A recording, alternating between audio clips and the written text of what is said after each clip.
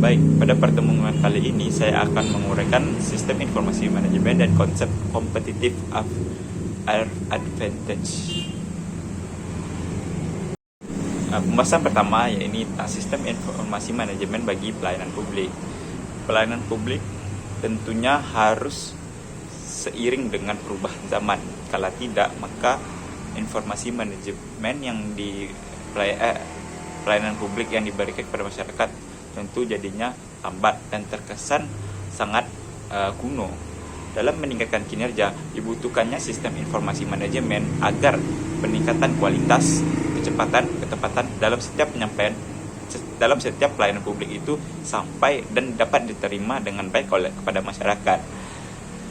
Contoh dari perkembangan penggunaan dan perkembangan sistem informasi manajemen bagi pelayanan publik, sebagai contoh yang pertama adanya e-government, e-service, BPJS, e-learning, dan lain-lain. Dan untuk meringkas sistem birokrasi yang berbeda tersebut, maka sangat dibutuhkannya adanya sebuah sistem informasi manajemen agar adanya keterjelasan di dalam setiap kegiatan maupun aktivitas maupun pembuatan dalam setiap pelayanan publik itu sendiri. Selanjutnya, pembahasan selanjutnya ini sebagai penunjang kinerja organisasi, tidak hanya dari segi waktu, segi kuota, dan banyaknya jumlah tugas-tugas yang diberikan pun bisa terselesaikan dengan waktu cepat. Yang mana sistem informasi manajemen ini membuat setiap tugas, aktivitas, pembuatan, dan penetapan setiap pelayanan publik itu dapat disingkat, dapat diringkas dengan cepat tepat kepada masyarakat. Yang kedua, ini sistem informasi manajemen berbasis komputer sangat berperan penting dalam hal menciptakan sebuah perubahan di dalam sebuah pelayanan publik, di mana setiap orang atau setiap masyarakat sekarang hanya menggunakan sebuah gadget apapun bisa memiliki akses atau pelayanan publik bagi dirinya sendiri dengan mudah, cepat, dan tepat.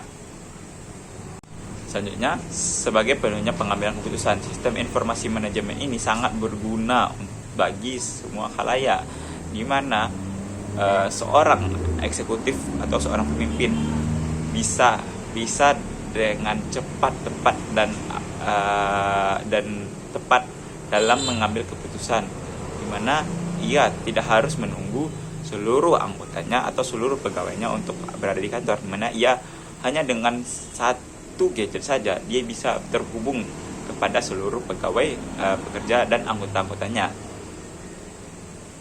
Selanjutnya, sebagai penyalur informasi dengan cepat, artinya sistem informasi ini dapat diterima cepat tepat pada masyarakat yang mengguna, di mana kalau kita bicara tentang masa lalu, tentunya informasi ini sangat lambat diterima masyarakat karena jarak kita yang jauh, belum lagi medan tempuh yang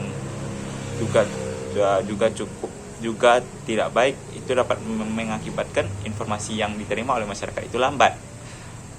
Gunanya sistem informasi manajemen itu adalah ini, untuk mempersingkat, mempercepat informasi itu sampai kepada masyarakat.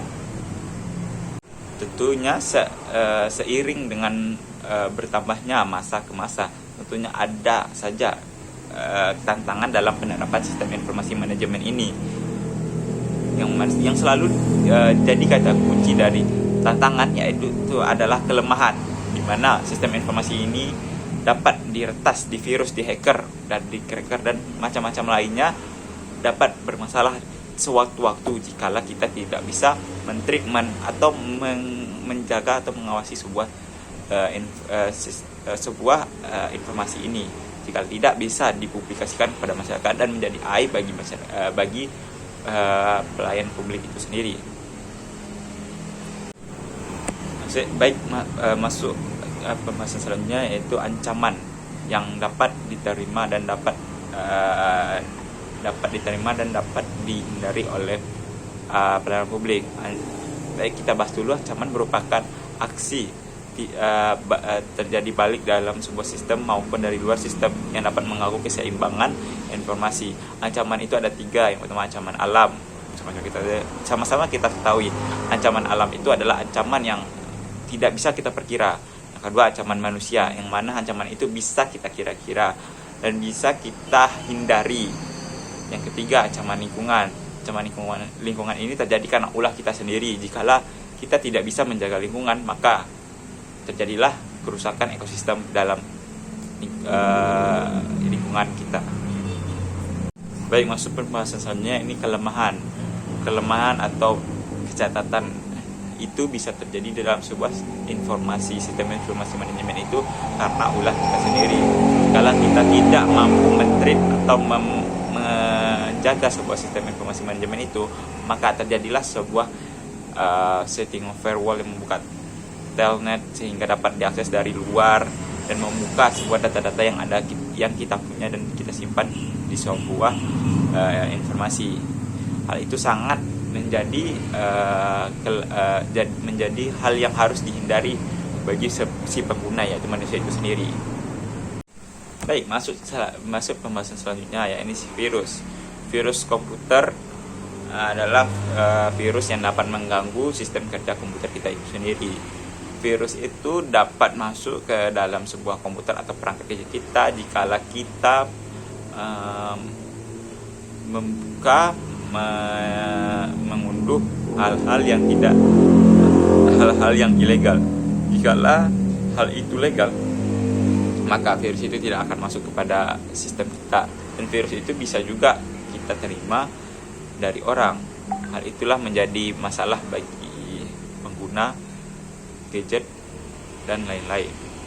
Baik, sekian dari video saya. Apabila ada kata yang salah, saya mohon maaf. Kembali lagi pada pertemuan selanjutnya.